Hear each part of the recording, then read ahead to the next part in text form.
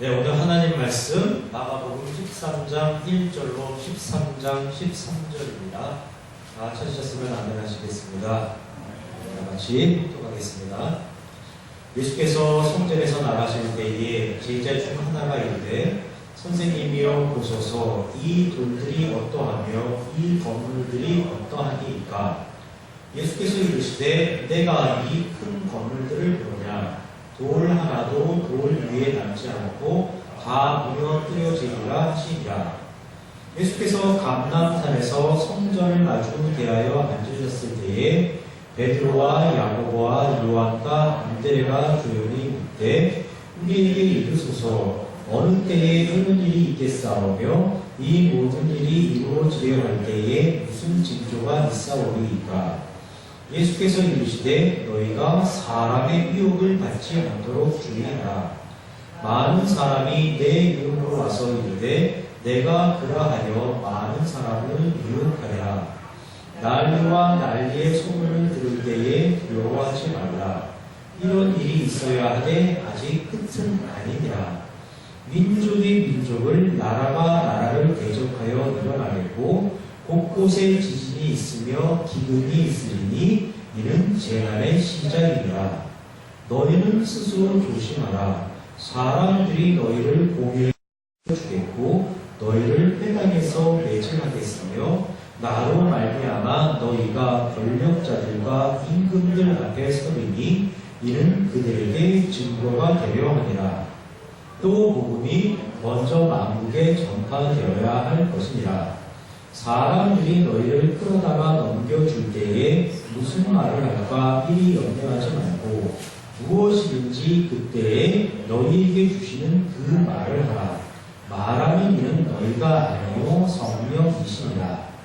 형제가 형제를 아버지가 자식을 죽는 데에 내주며 자식들이 부모를 대적하여 죽게 하리라. 또 너희가 내 이름으로 말미암아 모든 사람에게 미움을 받을 것이나 끝까지 견디는 자는 구원을 받으리라.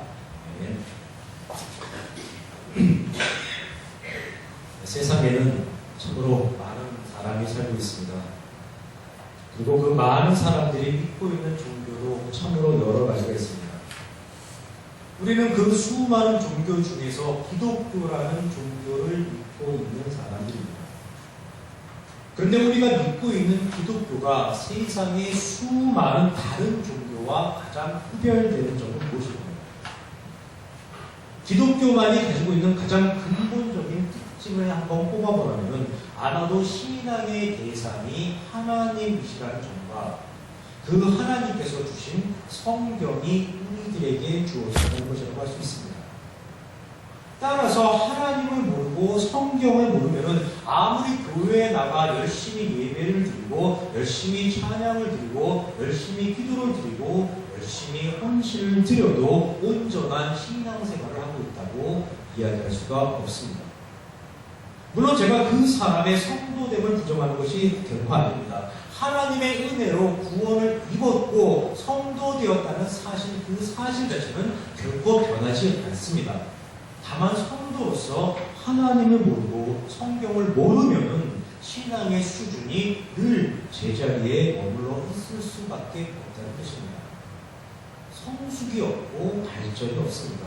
하나님의 풍성한 은혜와 축복을 만끽하면서 누리면서 살아갈 수가 없습니다. 그럼 어떻게 해야 할까요? 하나님을 알고 성경을 알아야만 하는데 그것을 이루기 위한 가장 최상의 방법, 최선의 방법은 무엇일까요?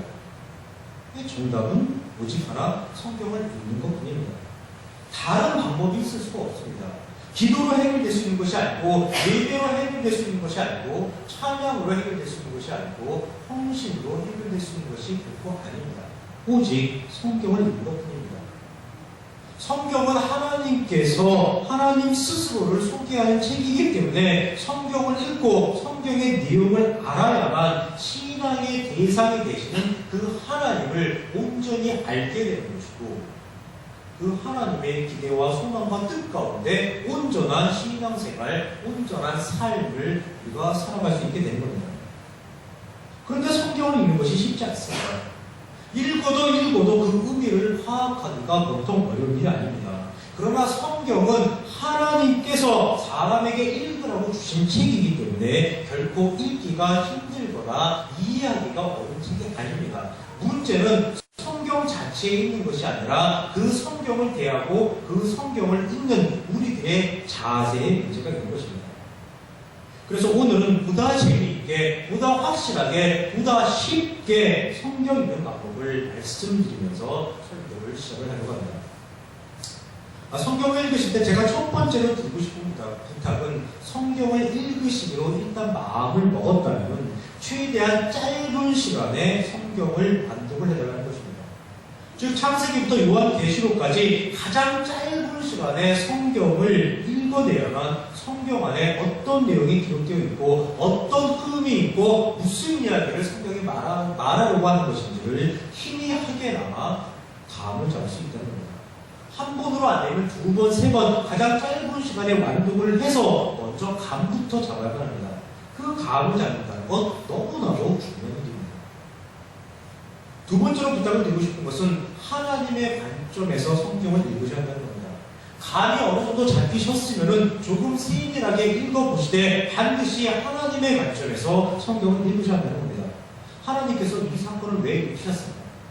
하나님께서 이 말씀을 왜 여기에서 하실까? 하나님께서 이 말씀을 하시는 의도, 하나님께서 이 사건을 일으키신 의도는 과연 무엇일까? 이 사건을 통해 우리에게 말씀하시고자 하는 그 근본적인 목적은 무엇일까? 하나님의 관점에서 성경을 읽어보셔야만 하나님의 뜻을 온전히 파악할 수 있고 사람을 향한 하나님의 심정과 마음, 하나님의 기대와 소망을 우리가 온전히 이해할 수 있게 되는 것입니다. 세 번째 부탁을 드리고 싶은 것은 늘 이야기의 흐름을 파악하시면서 성경을 읽어달라는 것입니다. 우리는 알게 모르게 성경을 잘라 읽는 것에 너무나 익숙해져 있고 기울어져 있습니다. 예배 때에도 그저 성경 본문 몇 구절, 큐티할 때에도 그저 성경 본문 몇 구절, 기도할 때에도 마찬가지로 본문 몇 구절.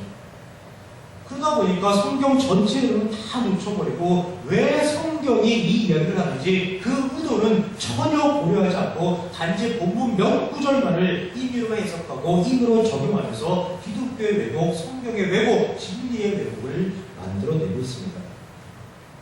성경 한 구절 한 구절 다 중요합니다. 중요하지 않은 것이 결코 없습니다. 그러나 그 구절이 왜 등장을 하는지 그 흐름을 놓쳐버리면 완전히 엉뚱한 해석이 나오고 엉뚱한 결론, 엉뚱한 적용이 나타나게 되는 것입니다. 네 번째로 부탁을 드리고 싶은 것은 누구에게 하시는 말씀인가를 유심히 관찰하면서 성경을 읽어달라는 것입니다. 우리는 흔히 그렇게 생각합니다. 성경은 오늘을 살아가는 우리들에게 교훈을 주는 책이라고 그렇게 생각을 합니다. 예, 맞습니다. 우리에게 교훈을 주는 책, 우리에게 가르침을 주는 책, 우리에게 진리를 알려주는 책, 이게 성경 맞습니다. 그러나 그렇다고 해서 성경에 나오는 내용이나 이야기가 직접 우리들을 대상으로 한 이야기냐? 결코 그렇지 않다는 것입니다. 한번 예를 들어보겠습니다. 세종대왕께서 훈민정음, 즉 한글을 만드셨습니다. 그 훈민정음 서문에 이렇게 기록이 되어 있습니다. 여러분도 아마 다 기억을 하실 것입니다. 나란 말씀이 중국에다가 문자어로 서로 상한티 아니했을 때 이런 절차로 어린 백성이 이루고자 할 때 있어도 점점점 해석을 해보면 이렇습니다. 우리나라 글이 중국어와 달라서 서로 통하지 않는다. 이러한 이유로 가여운 백성들이 제 할 말이 있어도 제 뜻을 쉽게 펴지 못하는 사람이 많다. 내가 이것을 가볍게 여겨 불쌍히 생각해서 새로이 28자를 만드니 모든 사람들로 하여금 쉽게 익혀서 날마다 쓰는데 편하게 하고자 따릅니다. 이렇게 번역을 할 수 있습니다. 그런데 세종대왕께서 훈민정음 이 서문에 기록한 이 말씀이 과연 우리에게 주신 말씀입니까? 그렇지가 않다는 겁니다. 우리는 이미 한글을 알고 있고 한글을 사용하고 있고 한글을 누리고 있습니다. 그런 우리들에게 이런 말씀을 하실 필요가 전혀 없습니다. 이 말씀은 우리를 향한 그런 말씀이 아니라 이 말씀은 당시 조선시대를 살아가고 있는 백성들을 대상으로 한 말씀입니다. 편지를 쓰고 싶어요. 일기를 쓰고 싶어도 시조 한 편을 쓰고 싶어도 글자가 없어서 쓰지 못하는 그 백성들을 하얗게 여겨서 한글을 만들었고 그들을 향해서 서문에 이렇게 말씀하시는 겁니다.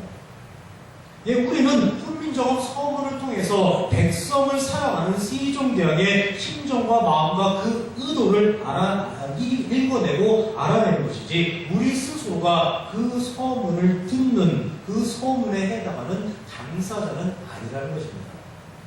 예, 똑같은 이치입니다. 성경 속에서 예수님과 제자들의 대화를 나누고 있습니다. 제자들이 묻고 예수님이 대답합니다. 그 대화 속에 우리들이 존재합니까? 그 대화 속에 우리들이 존재를 하고 있습니까? 아니요, 존재하지 않습니다.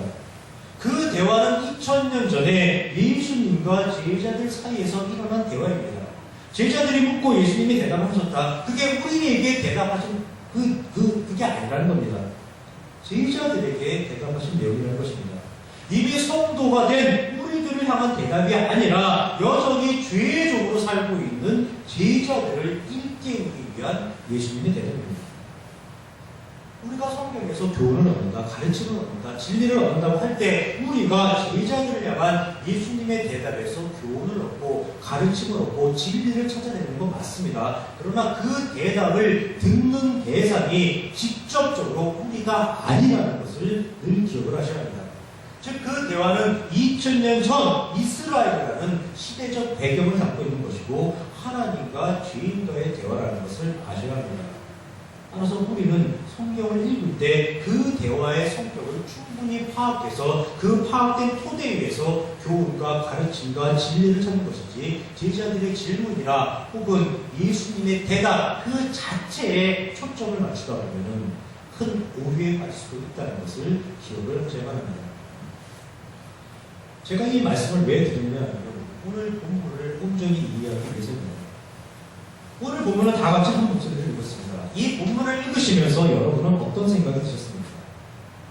대부분이 예수님께서 무슨 말씀을 하시는 것인지 도대체 이해할 수 없다고 생각을 하셨을 것입니다. 대답의 흐름도 전혀 파악하지를 못했고 표현 하나하나도 무엇을 의미하는지 도대체 알 수가 없고 무슨 예언 같기는 한데 도대체 무엇에 관한 예언인지 알 수가 없고 짐작도 안 돼요. 다 그러셨을 것이라고 생각이 됩니다. 그런데 여러분만 그랬던 것이 아닙니다. 신학자들도 그랬고 성경학자들도 그랬고 많은 목회자들도 그랬습니다. 그들도 오늘 본문이 무엇을 의미하는지 잘 몰랐습니다. 그래서 그들은 예수님의 이 말씀을 미래의 일로 돌려놓아 버렸습니다. 왜 그런지 아십니까? 본문을 아무리 읽어보아도 그 의미를 잘 모르겠으니까 그냥 미래의 일로 돌려버린 것입니다. 사람들의 특징을 잘 아셔야 합니다. 사람들은 언제나 현재는 잘 알고 있다고 생각을 합니다. 그리고 지나간 과거는 더 잘 알고 있다고 생각합니다. 그런데 미래는 모른다고 생각합니다. 그래서 잘 모르는데요. 이해하기 곤란하거나 해석하기 어려운 그런 내용이 나오면은 이것은 미래에 대한 내용이라고 그냥 넘겨버립니다. 어차피 나도 모르는 미래, 그리고 너도 모르는 미래, 모든 이가 모르는 미래, 모든 사람들이 알아차릴 수 없는 미래, 그 미래로 넘겨버리면은 그 누구도 따지고 될 수가 없다고 생각하기 때문입니다. 예, 실제로 오늘 본문을 포함한 마가복음 13장은 아주 오랫동안 세상의 종말과 예수님의 재림이라는 그런 미래의 관점에서 해석되어져 왔고 지금도 마찬가지입니다. 사람들이 미래에 벌어질 일, 또 세상의 종말과 예수님의 재림이라고 이야기하는 데에는 또 성경상의 근거도 또 나름대로 있습니다. 이 내용은 마태복음, 마가복음, 누가복음에 공통적으로 기록되어 있습니다.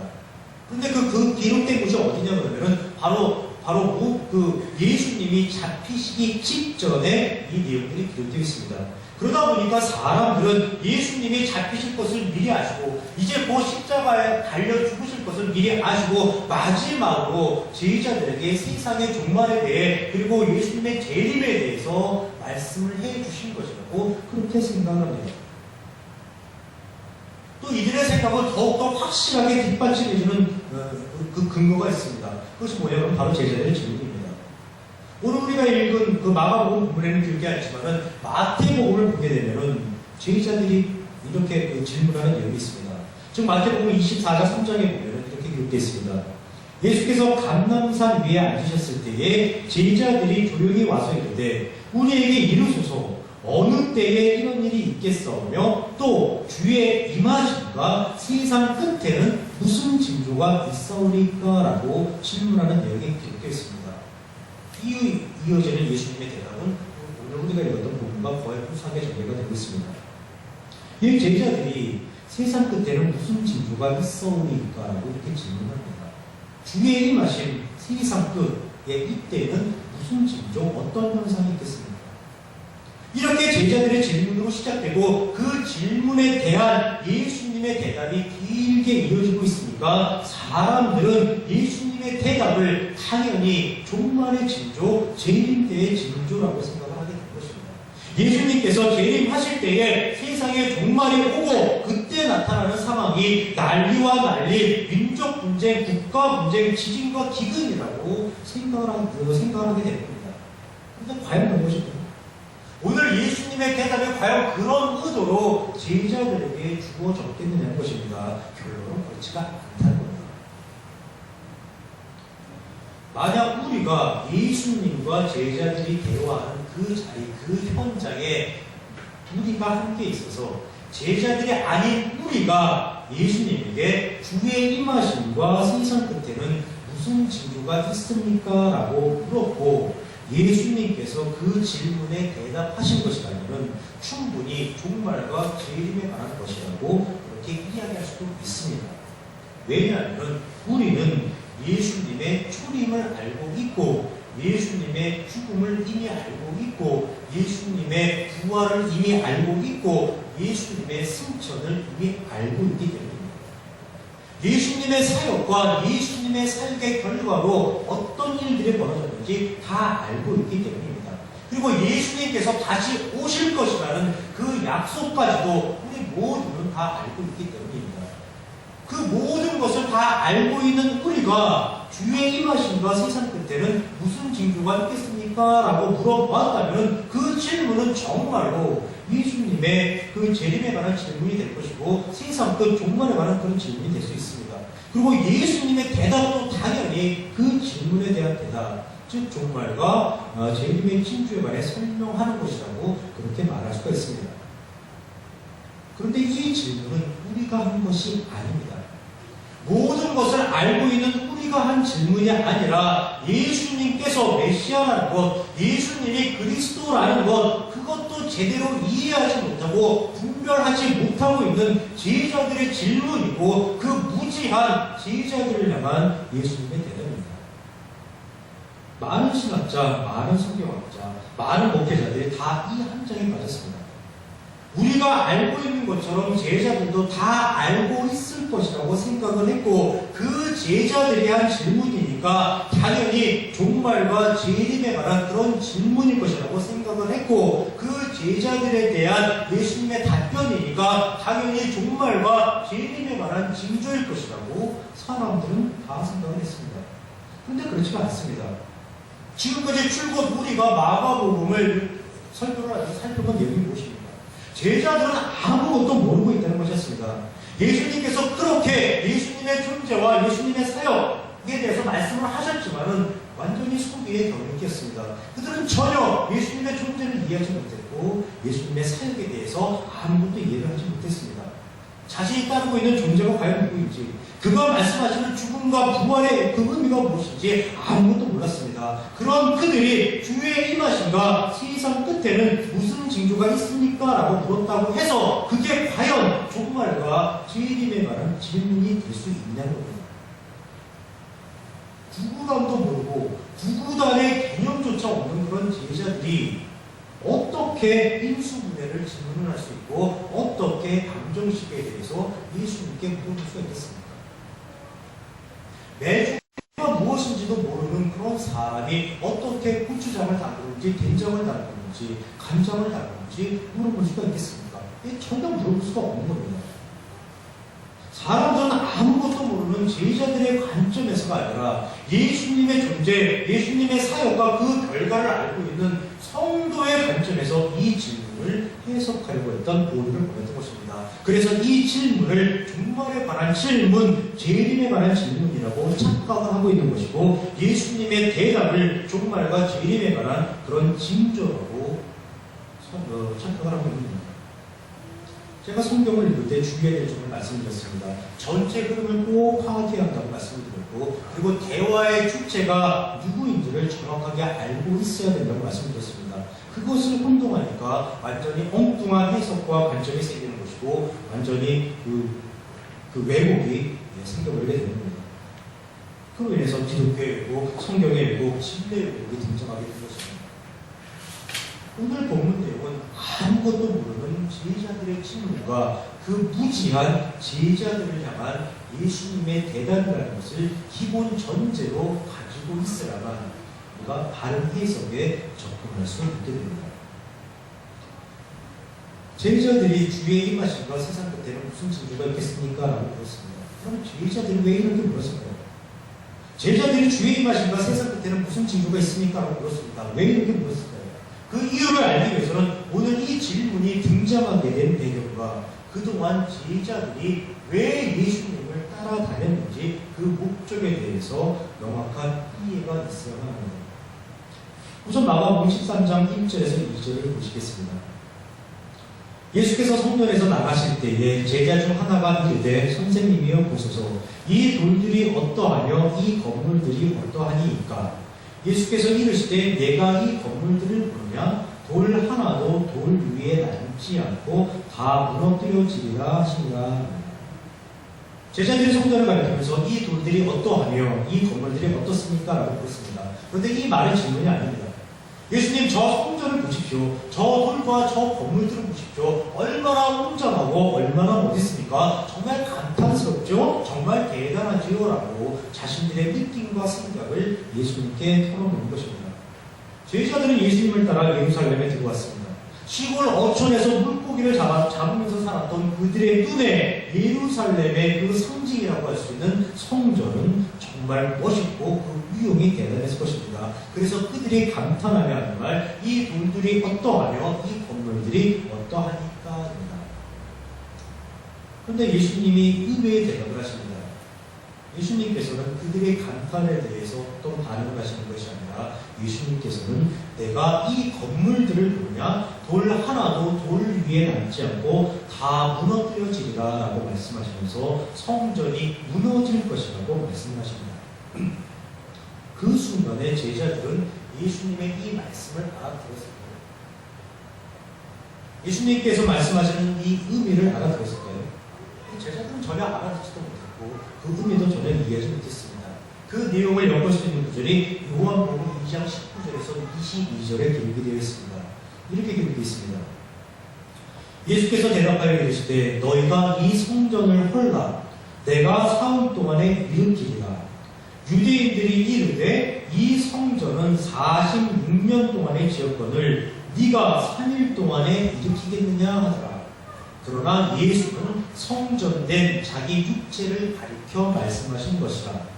죽은 자 가운데서 살아나신 후에야 제자들이 이 말씀하신 것을 기억하고 성경과 예수께서 하신 말씀을 믿었더라. 이렇게 기록하고 있습니다. 이 제자들은 예수님께서 말씀하시는 성전이 무엇인지, 성전이 무너질 것이라는 그 의미가 무엇인지 전혀 깨닫지 못했습니다. 전혀 몰랐습니다. 예수님께서 죽으시고 부활하신 이후에야 그 의미를 깨달았다고 성경은 기록을 하고 있습니다. 그럼 오늘 성전이 무너질 것을 선언하시는 바로 이 현장에서 제자들은 예수님의 말씀을 어떻게 받아들이고 어떻게 이해하고 있는 것일까요? 그것을 알기 위해서는 제자들이 그동안 예수님을 따라다녔던 목적을 먼저 이해를 하셔야 합니다. 제자들이 예수님을 따라다니고 있습니다. 제자들이 예수님을 왜 따라다니는가요? 할 일이 없어서 따라다니는 게 아닙니다. 할 일이 없어서 예수님과 같이 행동을 하는 게 아닙니다. 제자들이 예수님을 따라다니는 이유는 다 나름대로의 목적을 가지고 있습니다. 그 목적이 무엇이겠습니까? 내가 보기에 예수님은 주다. 내가 보기에 예수는 지도자다. 내가 보기에 예수는 리더다. 내가 보기에 예수는 로마의 압제로부터 세상을 끝낼 수 있는 그런 존재인 것 같다. 내가 보기에 예수는 혁신적 인물로서 이 나라를 로마의 식민 통치로부터 해방시켜 줄 수 있을 것 같다. 내가 보기에 예수는 개혁적인 인물로서 능력 있는 자로서 우리의 문제를 해결해 줄 수 있을 것 같다. 그런 생각을 하면서 지금 제자들은 예수님을 따르는 것입니다. 그리고 그 일이 성공하면은 자신들도 크게 한 자리 차지할 수 있을 거라는 그런 기대와 소망을 가지고 예수님을 따르고 있는 겁니다. 그렇게 따라다닌 지 3년째입니다. 예수님을 자기의 주로 모시고 그 주와 함께 세상을 끝장내고 싶어서 예수를 따라다닌 지 벌써 3년이라 세월이 흘러갔습니다. 그런데 그렇게 한 3년쯤 그 시간이 흘렀으면 어떤 결과가 나타나야 되지 않겠습니까? 어떤 조짐이 있어야 하지 않겠습니까? 그런 기대를 가지고 따라다녔는데, 그런 꿈을 가지고 따라다녔는데, 그런 비전을 가지고 따라다녔는데, 한 3년쯤 되면은 어떤 결과물이 주어져야 하지 않겠습니까? 그래야 가족들에게 체면이라도 쓰지 않겠습니까? 그런데 그동안 3년 동안 아무런 움직임도, 특별한 움직임도 전혀 없었습니다. 제자들이 얼마나 답답했겠습니까? 그렇게 답답하던 차에 이제 모든 것 포기하고 가족의 품으로 집으로 돌아갈까 그렇게 고민하고 생각하고 있던 차에 마침내 예루살렘에 들어왔고, 그 예루살렘의 상징과도 같은 성전을 보시면서 어느 날 예수님께서 의미심장한 말씀을 하시는 겁니다. 그 내용이 13장 2절, 내가 이 큰 건물들을 보냐 돌 하나도 돌 위에 남지 않고 다 무너뜨려지리라 라고 성전이 무너지리라고 말씀을 하신 겁니다.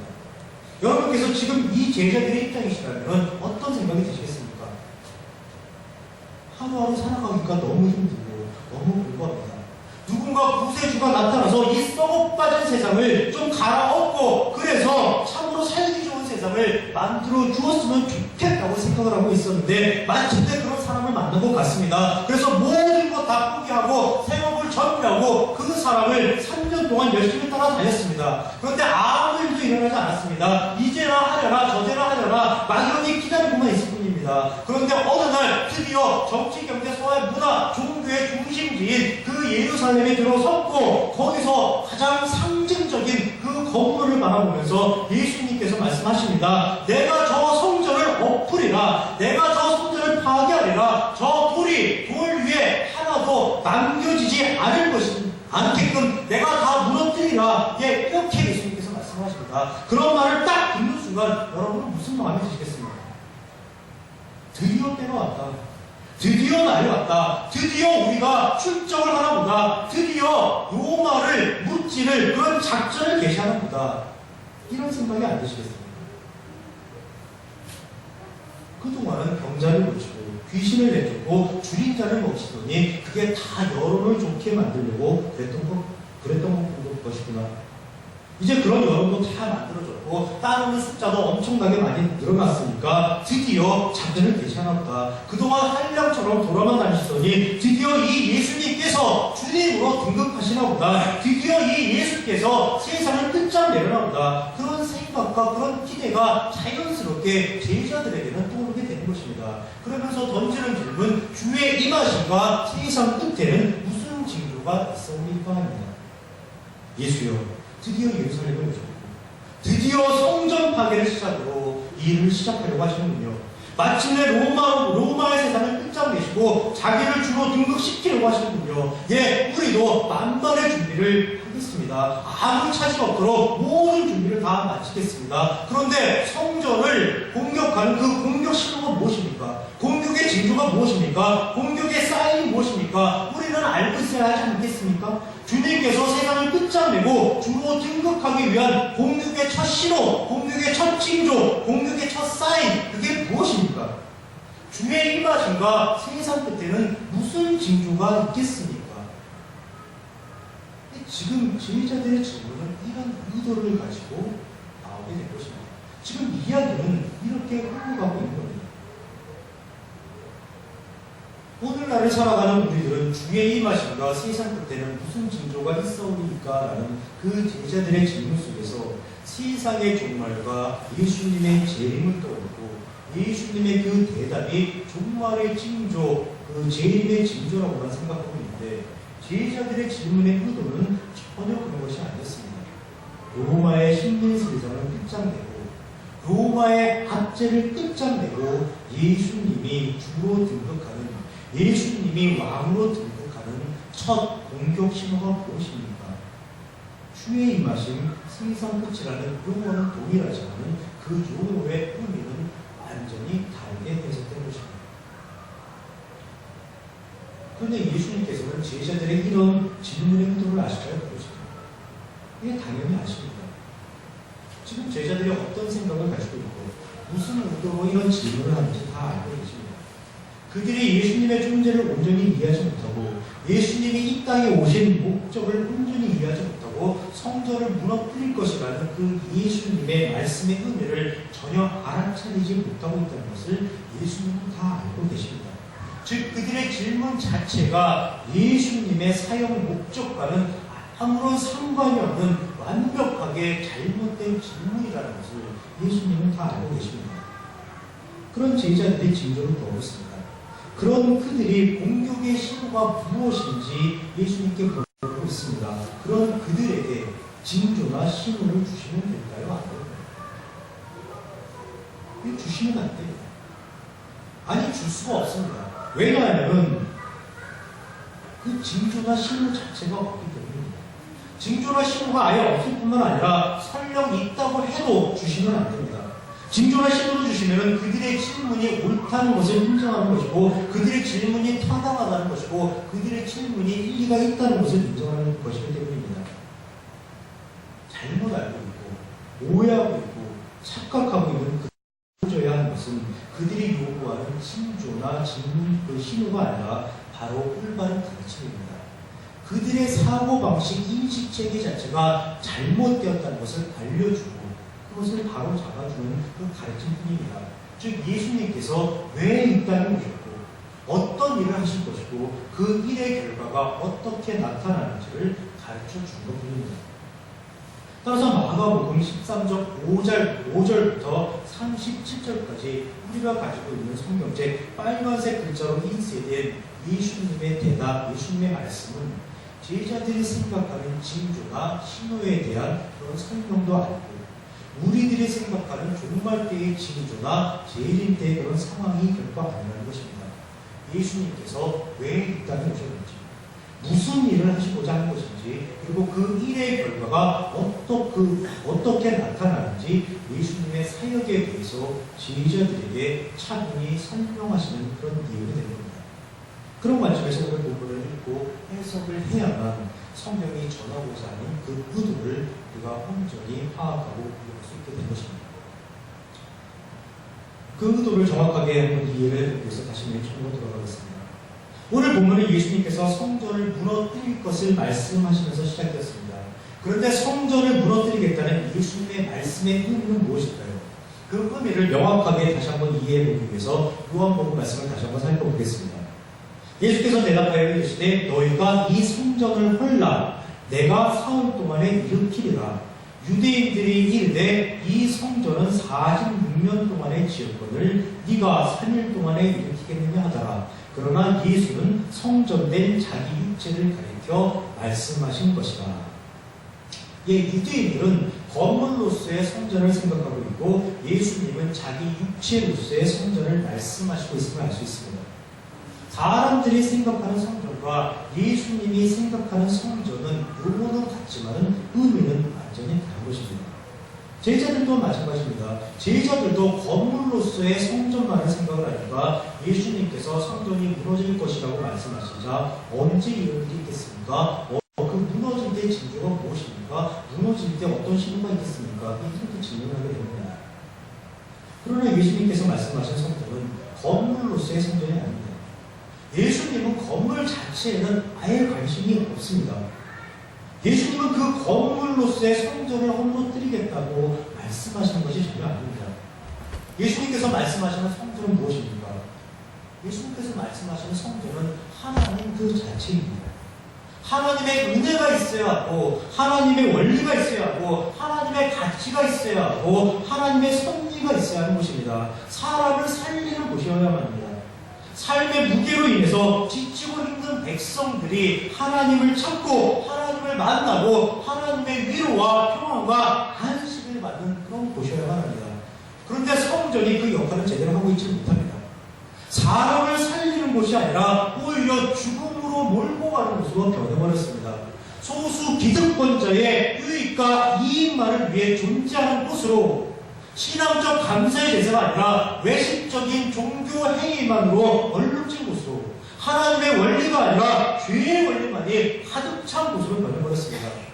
본질적 의미의 율법은 모두 사라지고 왜곡된 율법을 선포하면서 사람들의 삶을 더욱더 궁핍하게 황폐하게 만드는 그 본거지로 성전이 변해갔습니다.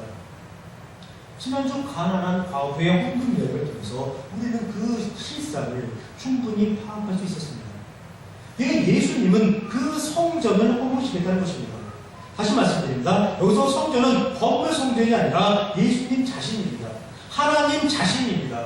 유대교에 의해서 왜곡이 되고 뒤틀려져 있는 하나님의 원리를 예수님 스스로가 죽으심으로 무너뜨리고 예수님이 사흘 만에 부활하심으로 원래의 하나님, 원래의 하나님의 원리로 돌려놓으시겠다는 겁니다. 그러면은 성전의 본질적 의미가 회복됐기 때문입니다. 결론적으로 성전을 무너뜨린다는 것은 예수님께서 십자가에서 죽는 것을 의미하는 것이고, 성전을 사흘 만에 다시 세우겠다는 것은 예수님이 죽은 지 사흘 만에 부활하신다는 것을 의미하는 것입니다. 따라서 마가복음 13장 2절 예수께서 이르시되 내가 이 건물들을 보느냐 돌 하나도 돌 위에 남지 않고 다 무너뜨려지리라 라는 이 말씀은 예수님의 십자가 사역을 의미하게 되는 것이고, 13장 4절에 우리에게 이루소서 어느 때에 이런 일이 있겠사오며 이 모든 일이 이루어지려 할 때에 무슨 징조가 있사오리까 라는 이 제자들의 질문에 대한 예수님의 대답, 즉 마가복음 13장 5절 이하의 예수님의 답변은 예수님의 십자가 사역에 대한 설명이 될 수밖에 없는 것입니다. 이것을 기억하시고 예수님의 대답을 한번 풀어보도록 하겠습니다. 마가복음 13장 5절에서 6절입니다. 예수께서 이르시되 너희가 사람의 미혹을 받지 않도록 주의하라. 많은 사람이 내 이름으로 와서 이르되 내가 그라하여 많은 사람을 미혹하리라. 이게 무슨 뜻입니까? 죄가 지배하는 세상의 모습을 보여주는 것입니다. 제자들은 예수님, 즉 메시아 그리스도의 존재를 아예 몰랐고, 바리새인과 서기관, 장로 헤롯 당과 같은 기득권자들은 예수님의 존재를 부인하면서 아예 그가 오지 않기로 원했습니다. 그런데 이들보다 한술 더 뜨는 그런 존재들이 있었습니다. 그들이 누구냐? 바로 그리스도의 이름을 팔아먹으며 많은 사람을 미혹하는 존재들입니다. 실제로 예수님 당시에도 이런 자들이 있었습니다. 사도행전 5장 36절에서 37절에 보면 이런 내용이 나옵니다. 이전에 드다가 일어나, 드다라는 사람입니다.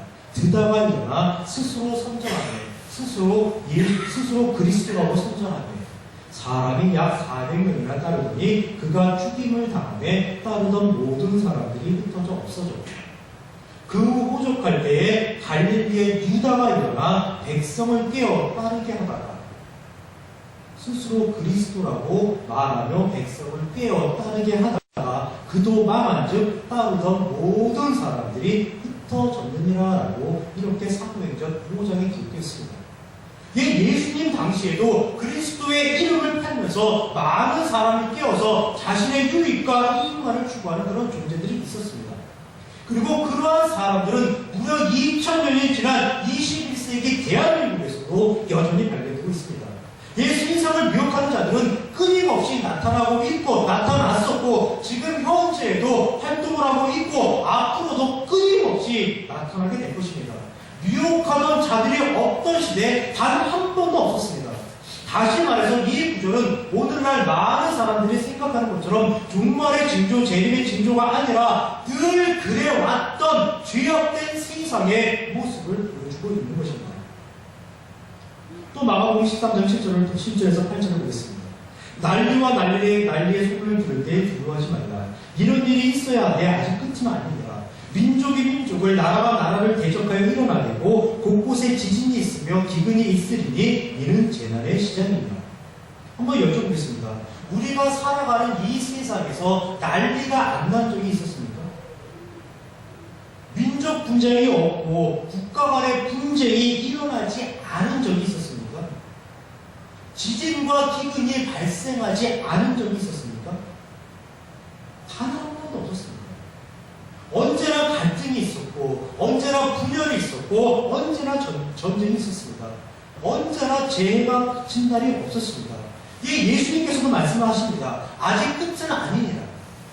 이는 시작입니다. 이게 무슨 뜻입니까? 시작도 없고 끝도 없이 사건과 사고와 재해가 일어난다는 것입니다. 그런 일이 그치는 날은 결코 있을 수 없다는 것입니다. 왜? 죄가 세상을 다스립니다. 죄가 세상을 통치하고 있습니까? 다시 말해서 이 구절 역시 오늘날 많은 사람들이 생각하는 것처럼 종말의 징조나 재림의 징조가 아니라 늘 그래왔던 것처럼 죄악된 세상의 모습을 보여주고 있는 것입니다.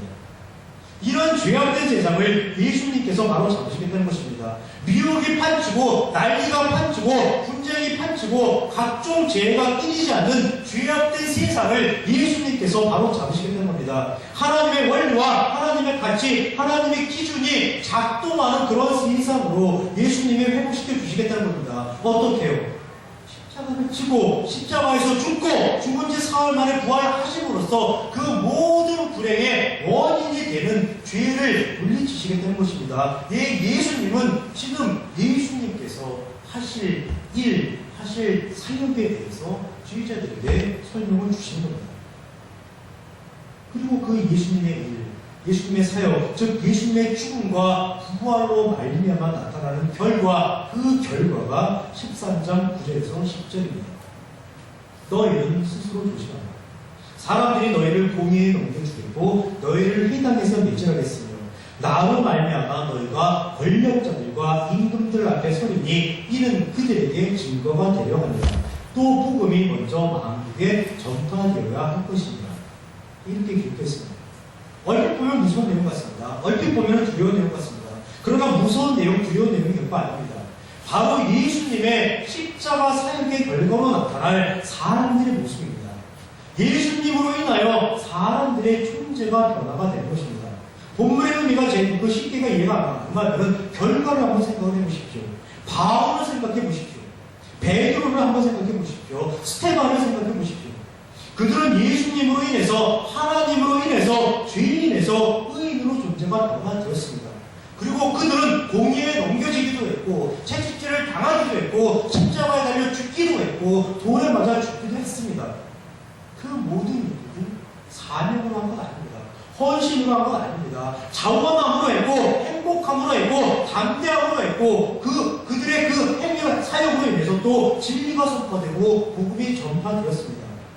어떻게 그렇게 되셨습니까? 예수님의 사역으로 인해, 예수님의 십자가 사역으로 인해 그들의 존재가 변화되었기 때문에 이런 일이 가능했던 겁니다.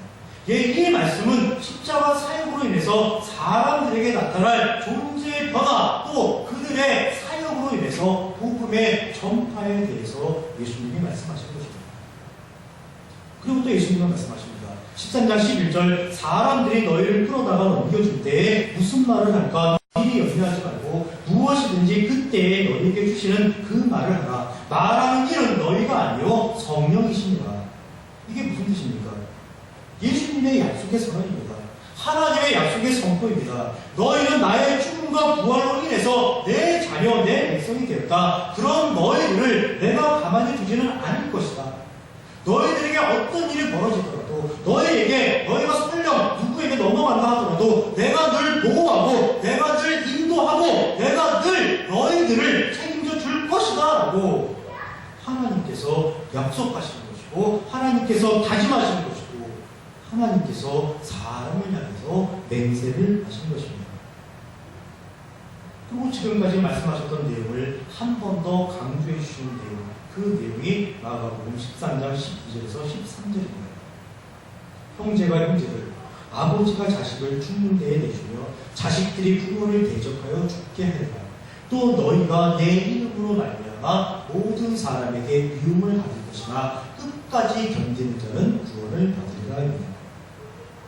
여러분, 사람이 참으로 많은 질문으로 잘못을 저지르지 않고 살아갑니다. 그 중에 가장 그 못된 잘못, 가장 폐역한 잘못이 무엇이겠습니까? 바로 가족이 가족을 죽이는 겁니다. 부모가 자식을 죽이고, 자식이 부모를 죽이고, 형제가 형제를 죽이는 일입니다. 죄된 세상에서 일어날 수 있는 가장 극악한 그런 잘못입니다. 문제는 그런 잘못을 저지르지 않을 방법이 사람들에게는 없다는 것입니다. 왜냐하면 그 원인이 사람 스스로가 해결할 수 없는, 사람 스스로 도저히 해결할 수 없는 바로 죄가 원인이기 때문입니다. 그래서 예수님께서 이 땅에 오셨고, 예수님께서 죽으셨고, 예수님께서 부활하신 것입니다. 사람을 죄에서 구원해서 온전히 살아갈 수 있도록 예수님께서 만들어주신 것입니다.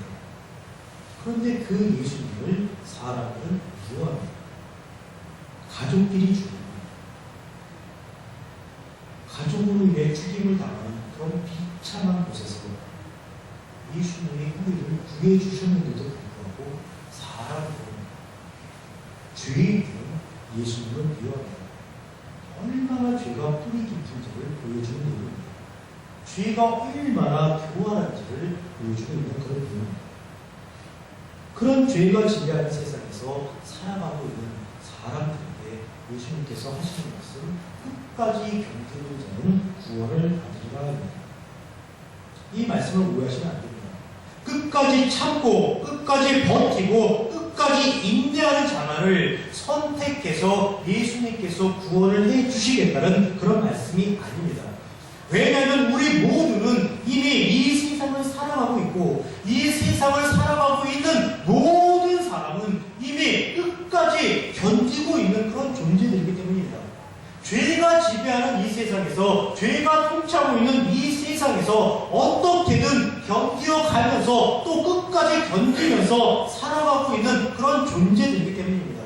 하나님의 관점에서, 예수님의 관점에서는 늘 죄가 문제지 사람의 문제가 아닙니다. 그래서 끝까지 견디는 자는 구원을 받으리라는 그 말씀은 죄가 지배하는 이 세상을 견디며 살아가는 모든 사람들을 불러서 구원의 은혜를 주시고 하나님의 자녀, 하나님의 백성, 하나님의 성도 삼으시겠다는 하나님의 약속이요, 다짐이요, 맹세인 것입니다.